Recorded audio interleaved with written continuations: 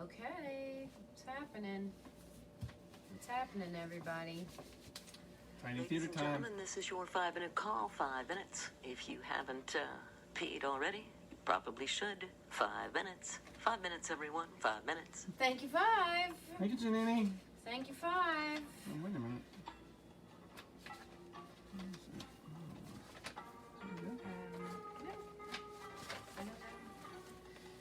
Did you taste it better? I'm going to pop that corn. No, you're not. Pop that corn. No popping of the corn yet there, buddy. Popping the corn. I don't even have a pencil to sign Wait a in. minute. Sorry, Janine. We lost our pencil. We were in rehearsal last night, actually, for a reading we're doing virtually, a virtual reading. So I was using my pencil that I would be otherwise using to sign in. Happy Monday to you, Betsy, and Maureen's here. I saw Roberta.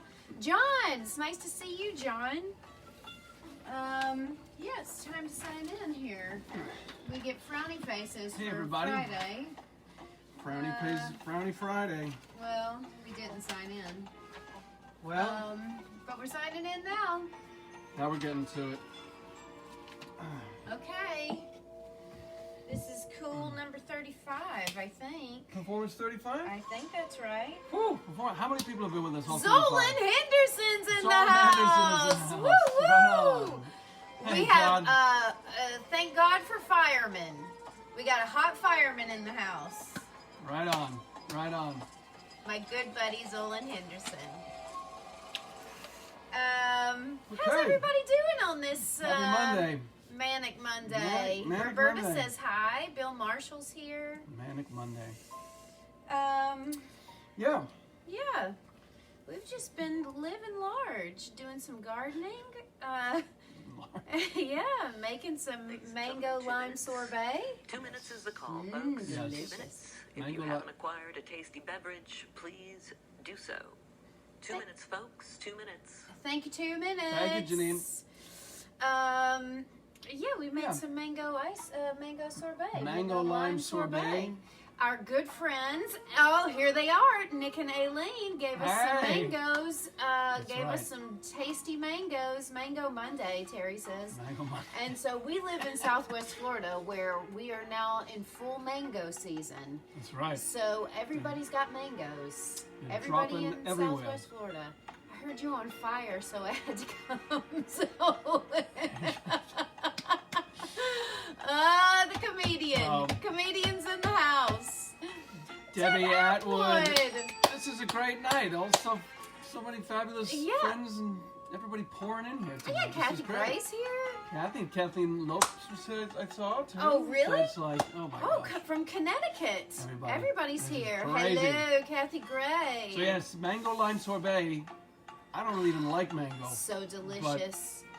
There's nothing to it. You take some best. mangoes, you chop The up best. some mangoes, you squeeze some lime juice, you zest a lime. You Yeah, but put see, the immersion blender in there, and you put it in your ice cream that's maker. nonsense. Is your mom on yet? Yeah. Because you know, so Linda knows this too, her mom. Whenever they give a recipe, they always give like the first, the major things. But you know for a fact that there's 2 or 3 things that they will not disclose. They just won't. No, that's a fallacy about the Hungarians the Hungarians don't give all the recipes out. But that's not really true, right, Mom? Maybe one little secret ingredient might be missing. But If I tried to make the mango lime whatever or the baked It's whatever, delicious. it would come out Hey, atrocious you know because what? there's 3 special ingredients that This has are been never fun divulged. sharing recipes, but it's time for Ladies and gentlemen, places. Could I have places, please? Places, please. For the top of the show, places, please. Places, please. Places, everybody. Thank you, Places. 13 years I've been with this woman, still don't get the full recipe. Stand by, please. House to half. Go. I'll give you the recipe so you can go. Sound. Go. Ooh, sound What do I go. have to do to get the full recipe? Ladies and gentlemen, and welcome back to Tiny Theater. Thank you for joining us. Before we start tonight, folks, let's get all of those irritating distractions out of the way, shall we? Take a moment to silence your cell phone, spouse, children, and pets while you're at it. Unwrap those candy wrappers, open those chips, and pop that corn. Now, give yourself a break. Crack open a tasty beverage, sit back, put the world on pause, and enjoy our next performance.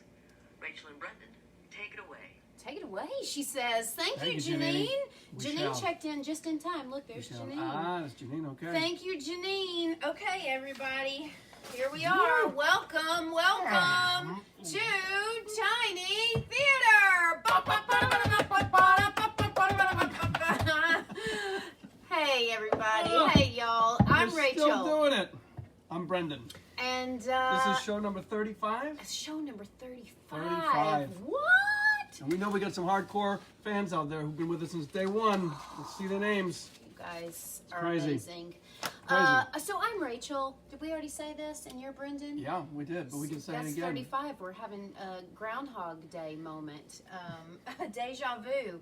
So if you've never been with us before, we are here in our closet doing plays Monday, Wednesdays, and Fridays. All material is Playwright approved, That's right. and we're still reading plays. Here we are. I love it. It's great. Yeah. We've had a great time. We've met some fantastic people. Yes, we Some have. very talented writers. And so we're glad you all are with us tonight. So, do we have any special thank yous and announcements? Well, we have a very special announcement, a very congratulatory Yes, announcement. we do. To a Tiny Theater alum, I guess. So, Brian Wallace is a good friend of mine from way back when, and Brian's in LA now. He's a fantastic actor. He's a playwright. He's a screenwriter, and when Brian heard that we were doing Tiny Theater, he said, he wrote a play for us just for Tiny Theater called Lockdown, which we did on May 13th. Some of you probably remember Brian's play. Yeah. So Brian submitted the play Lockdown to a thing called the London Wait, I got it. London Independent Story Prize. Oh. Yes. Okay. London Independent Story Prize. So Brian was a semifinalist winner of the screenplay section with Lockdown that he wrote for us. So we are so happy for Brian. So well deserved. Congratulations. Congratulations, Brian. Round of applause. Round of applause for Brian. Yes. That my mom and dad say, hey, we're here. Hi, Oh, Mom hey, and Dad. Mom and Dad. So let's announce our playwright tonight, shall we? Okay. Big time. Tonight's playwright is Kathleen Reichelt. Okay. Number 3. So we have been doing Kathleen's work, as you all probably know. Probably remember her work from Wednesday, Friday, and tonight is part 3 of 3 of Kathleen's play that we just love, Darling Genius, or How to Write a Novel in 30 Days. So we're gonna pick up. Yeah, so we last left off on Friday, finishing Act 2, Scene 1. And so before we plunge into Scene 2 of Act 2, we're going to just go back a wee bit, and we're going to read JP's monologue that closes out the end of Scene 1, and then we'll jump into Scene 2. So it's just a little bit of a, We've had the whole weekend, so it's kind of a refresher. It's a refresher. It's just a little rewind before we move ahead. Okay. Are we ready? I think we're... Oh, so we need to just for formality, just make sure people know? Yeah, All right, just so in case we got some newbies tonight. So formal. We're so Very formal here very at formal. Tiny Theater. Yeah. Okay, Darling Genius, or How to Write a Novel in 30 Days by Kathleen Reichelt. You got to use that fabulous Oh, word. yeah. A mumblecore-inspired love story for the stage in 2 acts. Mumblecore. The characters are Simone Miller, a woman in her 30s, 40s, confident, smart, and playful. And J.P. Elliott, a man in his 30s, 40s, charming, sometimes awkward, and lovable. Okay. So again, we're going to pick up at the closing monologue from Act 2, Scene 1. J.P.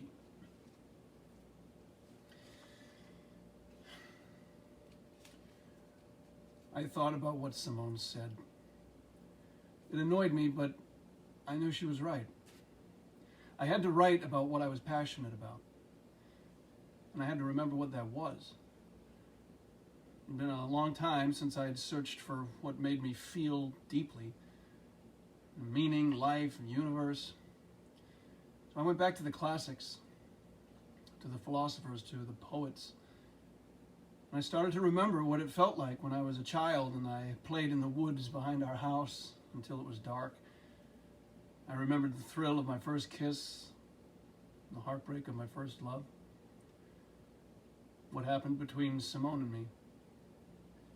Those memories woke up parts that had been sleeping, some ways of thinking that I'd left behind. I took up meditation. I don't think it worked, but I did it anyway. I walked every day, long walks, and talked to myself and wrote morning till night. Walking, eating, sleeping, and writing. I didn't write a novel in 30 days. It took 6 months of intense focus, but it flowed from me, and I cared about it deeply. A world that I invented, a world that I knew, a love story that I needed to write. I even met a publisher who wanted to put it in the right hands. Talk about luck. My book got listed as one to watch. I had interviews. I bought new clothes.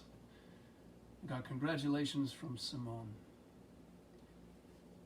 And then 2 years later, we were in the same place to pick up Mac.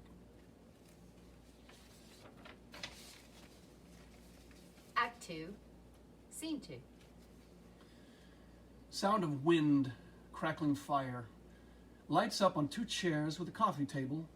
Simone enters wearing fashionable winter ski lodge clothing, talking on her phone.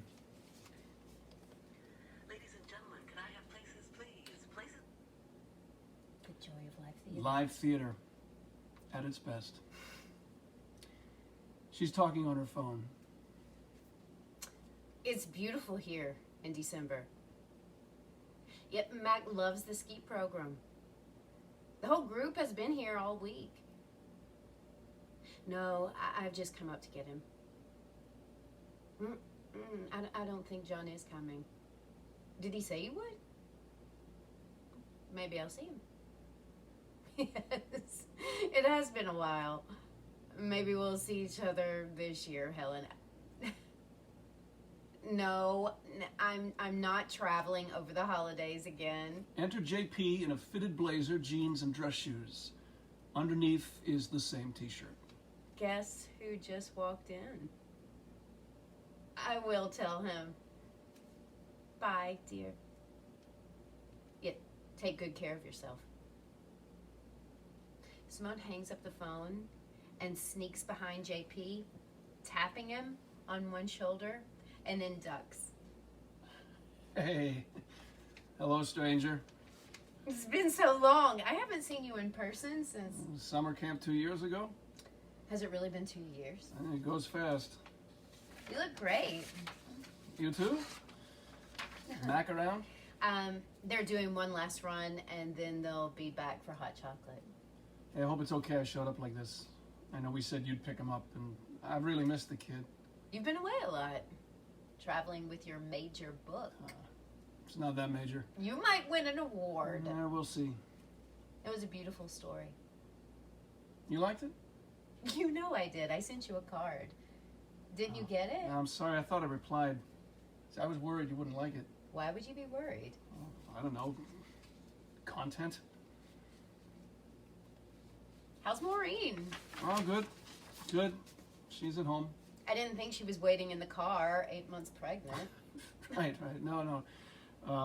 She's taking it easy. Getting the baby room ready. And congratulations, again, if I didn't say it. I think I did. You did in an email. Thanks. I was just talking to your mother. You were? She wondered what my plans were for the holidays. She did? I told her I wasn't traveling this year. But did she invite you to dinner? When did you start talking to my mother?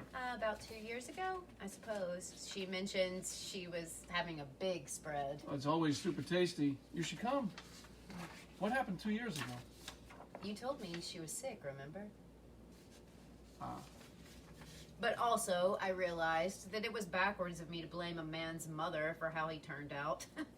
We are our own creations. So, what, are you friends now? She is Mac's grandmother. And we had a little talk. You and my mom had a little talk? About what? Not about you, don't worry. I'm not worried. I'm just surprised. Helen's not so bad when you get to know her. She's been driving me nuts lately. Still doesn't accept you that you're a writer? It doesn't like that Maureen makes more money than me. Your mother was never the leading feminist. I'm glad you're getting along. I mean, I'd always hoped you would. Well, it's not like talking to my mom, but it's nice. I hope you don't mind that I based one of my characters on her. My mom? I don't mind. I was wondering if you thought I'd borrowed too much from your life. What you wrote was fiction. It barely resembles me, But, of course, you know you inspired it. I guess. Did you know? I know. And you're not upset? Not at all.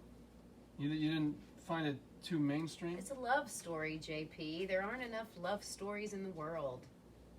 It was touching, funny, and sad.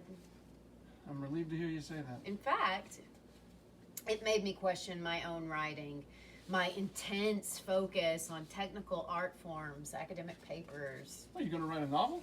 No, but I have been thinking about things I haven't since I was much younger. Such as? I'd forgotten at one point I was in love with you. I mean, not that I am anymore, No, of course not. but I was once. And your writing reminded me of those feelings, which made me feel all kinds of new feelings. I mean, not the same feelings, but the memory of old feelings. Am I making any sense? Yes, I know what you mean. I don't long for that time, but I don't regret our lives either, even if there was pain. Your writing reminded me of it, made me think about it. I laughed at some of the parts and how you rearranged things, making me the teacher. Well, it wasn't you, but a character loosely based on you. I liked the version that you told. The way you told it. I was glad that they didn't get back together in the end. That would have been... A disaster. No, I was going to say predictable. That too. But it was sad that they didn't talk all those years. All the things that they missed out on in each other's lives. I guess it's a little bit like us, right? It's a bit.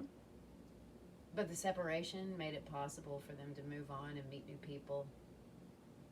Start another family. Even without a child, they'd always be connected.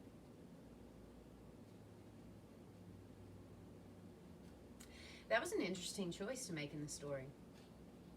What, for them not to have the child? For her to miscarry.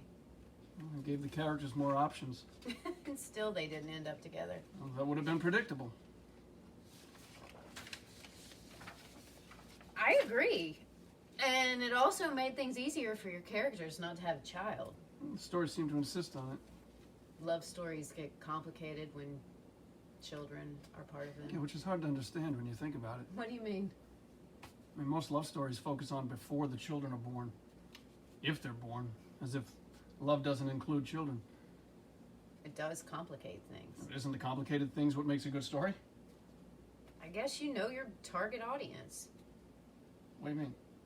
Your book is for an audience who understands love to be between two people without children. That's all. It was a choice I made, but not for a target audience. Well, don't be offended. I thought it was a strategy. It wasn't a strategy. I wrote from a place of passion.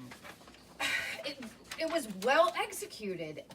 I thought maybe you and your publisher talked about your audience and marketing. That's not. Yes, we did, but that's not why they lost the child. Of course not. The child was a symbol of innocence, and that's what they lost with each other. But I'm not sure every audience would see that. I see what you're saying. You thought I was attacking you. Well, I feel a little bit attacked. After all these years, you still don't know that I'm on your side. Are you? Of course I am. I've been rooting for you all along. Then why don't we talk? Those were some hard years after the divorce, but I was never against you. They were. Sorry, I shouldn't have jumped to conclusions. It's okay. And I'm glad you told me how you felt about the book. Oh, JP, I haven't told you how I felt about the book. I've told you what I thought. And you still don't know the difference. Okay, you've told me what you think.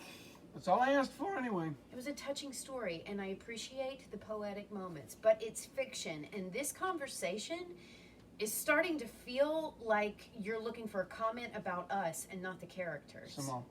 Please, don't say my name. Genius. It's all in the past now. Why say that? It did bring up feelings, didn't it? Just now, when I called you genius? Not just thoughts? Huh? Did you think about it here in your chest, in your heart? Do you feel anything when I say those words to you, genius? Of course I do. That's all I wanted to know.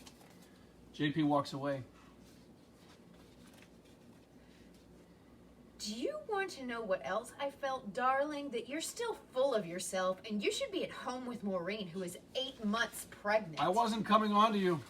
No, but you're toying because you're still a boy and this is all a game. Well, I'm the game player? Yes, you are. I just wanted to know if you had feelings or if you only had thoughts. I think you wanted to know if you could play me. And you did. Why would I want to play you? I don't know. Why would you? Our divorce was mutual. We both changed, and it wasn't one-sided. It wasn't me. It wasn't you. It just was. That's your version. Okay, from my perspective, you were always looking for an out. You were never in to begin with. If that's true, why would I agree to marry you? So I'd stop asking? You were always so convincing, like it was all going to be just a good time. You, me, Mac, the band, we were all going to be together forever, and nothing was ever going to change. We could have been together forever, but you didn't believe in us. You only believed in yourself. I did. I did believe in me. And I believed in you. I always told you that whenever you write, you will be brilliant. You're the one who didn't believe me. That's not true. Honestly, JP, I don't know what's true anymore, but I don't want to fight with you. You never wanted to fight. You never wanted to fight for us. Maybe it's because I didn't have a family like you. I didn't have parents who were friends, who got along, who were kind to each other. How are you supposed to learn that if no one is there to teach you? I learned how to take care of myself from a woman who took care of herself. I think it's good that you're with Maureen. I really do. Like, she's like you. She comes from a family like yours. You'll make a great family together. You'll have what you always wanted. I always wanted you.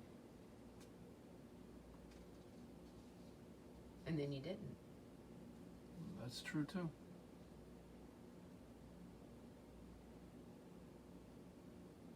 I'd like for us to be friends. I don't know how. Because you still have feelings for us? Because I don't know how. I don't know how.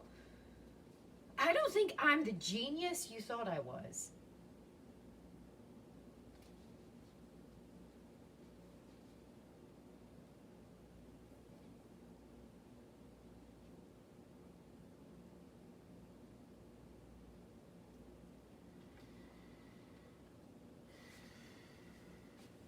Look, Mac is coming.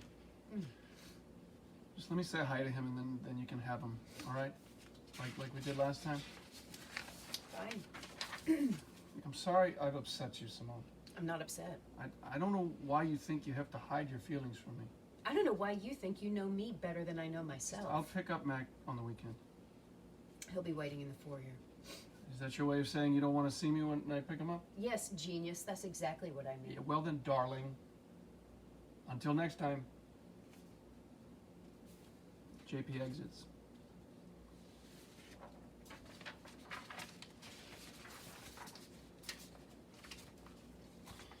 Act 2, Scene 3. Sound of birds chirping. A ukulele is playing a sweet song off stage. A spotlight comes up on a bouquet of flowers on the floor. JP enters, wearing a summer blazer, same jeans and dress shoes, same t-shirt. He wanders into the spotlight, picks up the bouquet, and looks around. Does this belong to someone? Full lights up on Simone as she enters in a summer dress, bare feet, carrying sandals and a glass of wine. I didn't know you were one of the bridesmaids. I was on the ground. I don't know who it belongs to. Not me. You know, I thought I might see you here. I couldn't make it to the ceremony. How was it? Oh, receptions are always better. It was fine. Did everything go all right? Swimmingly. I'm glad. She sets her shoes down and slips into them. Mac did well. Ushered the ladies like a pro. Pretty grown up for 14. He said he had fun. How's Maureen and Audrey? Are they here? Both good, both here. They're doing a change in the house. She's still in diapers? Yep. I love her name, like Audrey Hepburn. Yep. Why are you hiding over here? The party's just getting started. You have to try the bean dip. I'm just taking a break. I'm not really hungry. A break from what? You're always hungry. Small talk. Did you see that they have a uke player? I did. Isn't she great? Yep. Are you hiding from someone? I hope it's not me. Yeah, actually, I am. And it's you. I know the last time we talked in person was weird, but that was... She makes a bridge shape with her arm and wiggles her wine glass underneath. What is that? I'm saying it's wine under the bridge. How is anything under the bridge? You don't talk to me anymore. Not even about Mac. Sure I do. You talk to Maureen. Maureen and I are friends. Isn't that a good thing? And I'm glad, obviously. It'd be great if you and I could be friends. It would be.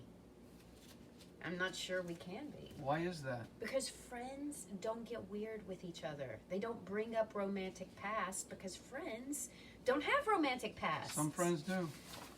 It's different for us. Why is it different for us? I don't know, but it is. It's a thing. I wish I could pinpoint what that thing is so we could be friends. But then we wouldn't be us. That's just the way it is.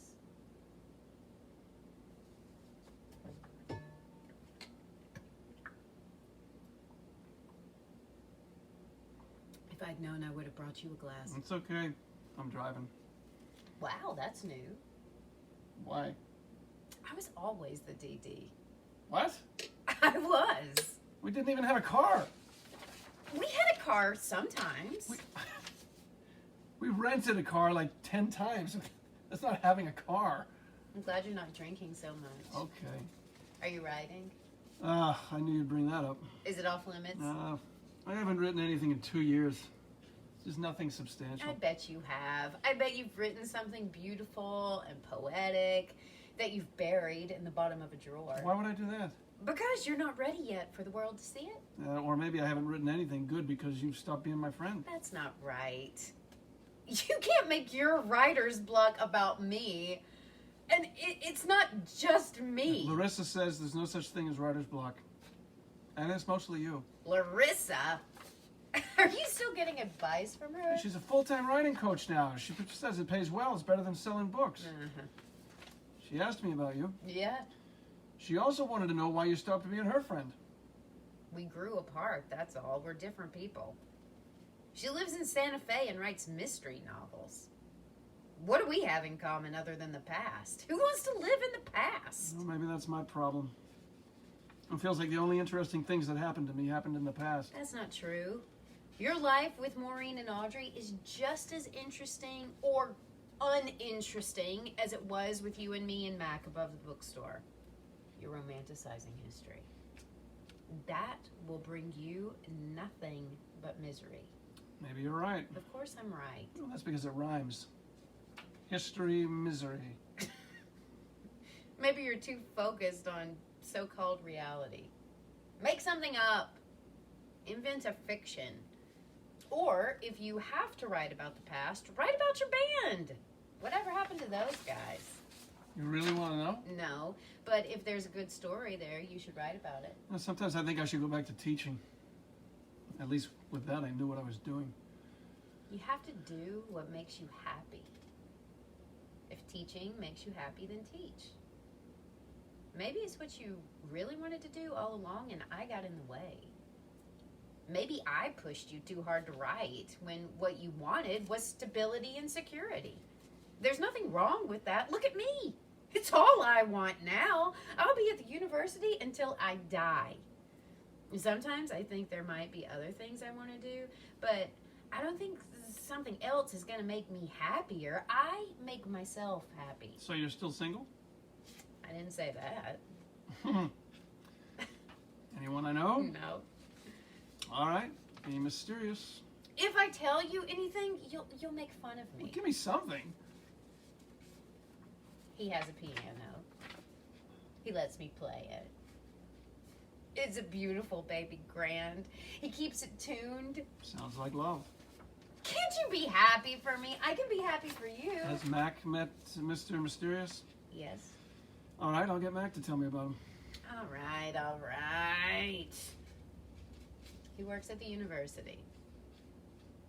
He's a little younger than me. Oh, how much younger? A few years. He's a composer. He plays jazz. I knew it would come down to musical differences. I can't believe you still wear that t-shirt. I always keep what I love. I know you do.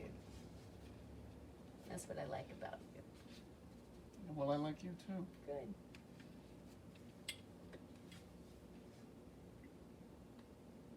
I'd offer you a sip, but I know you don't like to drink from other people's cups. Is it any good?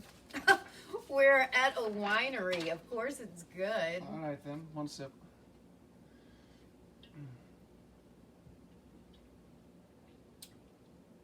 Oh. Hey, what's his name? Kenneth. Not Ken. Definitely not. You gonna move in together? It's early days. How early? We've only been seeing each other for a year. Guess we did things differently when we were young. Impetuous. I always liked that word. Are you going to give me my wine back? Oh, yeah. Oh, that's pretty good. The sound of ukulele playing an upbeat song. You hear that? Oh, I love this song. I don't know this song. You know it. You just think you don't. You want to dance? I'm already dancing. I guess you are. She kicks off her shoes and she dances to the song, which gets louder. JP laughs and then dances too, and they smile and bounce around as the lights fade to black. End of play. End of play. End of play. Woohoo! Oh, JP and Simone. JP and Simone. JP and Simone. Yeah, That's right. what a beautiful story. We love it. Thank you, Kathleen. Yes, thank you for sharing your story and your words with us. Yeah. So, as you guys know, there's a program on the Facebook page so you can see more about the scenes, the times and places and all that good stuff. There's probably a post that's just dropped about Kathleen and her bio and all that good stuff. And Kathleen, I couldn't help myself. I had to post about your films. Yes. And all the great stuff you guys are doing. So you can find on the Facebook page post a link to the studio, and there's all the different feature-length films that they're working on or they've already worked on, and there's also links to short format films, and you can watch some of those on Vimeo. Kathleen, we so love doing this full-length play. So much so, everybody, Get ready. that we are going to do a short play of Kathleen's on Wednesday night. Totally It is different. Totally different. It's kind of an absurdist, existential take on love called Love Sick Punch. Woo! It's Yeah. awesome. We love showing different works by playwrights just to see the different ranges, and this is a great opportunity to do it. So we're thrilled. We can't wait. We love you. So thank you all for being with us tonight. You know, it's that time of night in Tiny Theater. Are y'all ready for tonight's special toast? Everybody get your tasty beverages. I'll be right back. This We is got to a- get this our is a very- our oh, get guest. your- Yeah, we got to get our guest of honor. This is a very special toast tonight. We realize we've done 35 of these. We could not do any of those 35 without the incredible hard work, dedication, focus, commitment, years and years of experience and expertise from our production manager, Milo. So we thought we would toast Milo tonight, and we're going to see if he's willing to come inside here and join us. He's so not interested. He could care less. But we're gonna. Come on, buddy. Come on. And so, he doesn't like to be in front of He's the camera. pretty shy, Hey, actually. Mike, come on in here. Hi, buddy. Okay. Come on in. We're toasting you, Milo. Yeah, so we have Come a on. tasty, not a tasty beverage, but a tasty snack. We have a tasty snack for Milo. Milo, the masses are praising you, so just Yeah. enjoy it for a minute. Have a little snack, buddy. So this is a toast. We're going to raise our glass to our dear, Milo, who's already he already wants to clean up. He sees a spill on the Yeah, floor, and yeah. his instinct is to clean it up and tidy it up and make it ready for performance. So, Milo, here's to you. Here's to you, buddy. Ching. Here's to you. Here's to you. Well, thanks everybody for being with us. And we look forward to seeing you on Wednesday. Wednesday night when we do another play by Kathleen. As always, stay healthy, stay safe, and stay home. And watch Tiny Theater. All right, Thanks y'all. for spending your time with us. Have a good night. Thanks, Kathleen. See you soon. Bye. We love ya. Milo, mop the floor. Mop the floor. Mop the floor, buddy.